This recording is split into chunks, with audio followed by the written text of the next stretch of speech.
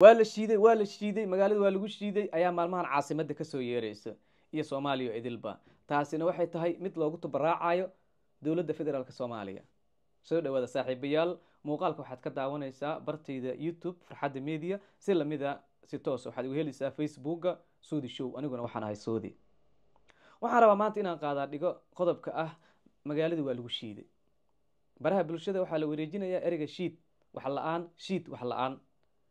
maxaa ka dambeeyay marka in xilligan meel kasta la isla wadaago sawirro muujinaya abaar iyo silc iyo rafaad waxaa ka dambeeya qolooyinka mucaaradka waxaa lagu xumeynayaa waxqabadka dawladda federaalka Soomaaliya dawladdu dagaal bay ku jirtaa ayadana dhabarka ayaa laga xaganaya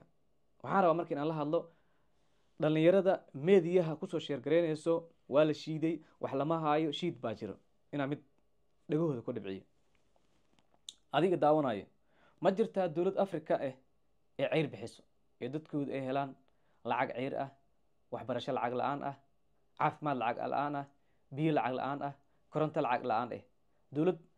Afrikaan oo bixisa ma jirtaa waa maya Kenya nagu dhow xaafadooda biyaha ka go isli caag 20 laha lagu keenaa asal iibsada dawladdaadii Urdun oo wali halkan iyo dagaal iyo xoreyn ku jirto ayaa waxa leedahay marka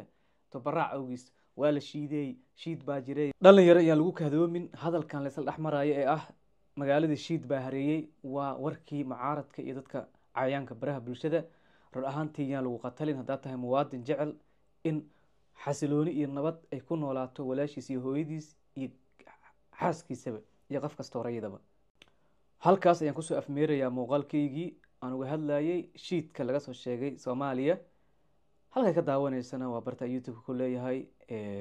Farxadda Media si lamida Facebook-gayga Soodi Show waa ka daawanaysaa inta aan kulmi doono muuqaal caynkan oo kala ah sidaas iyo amaana Allah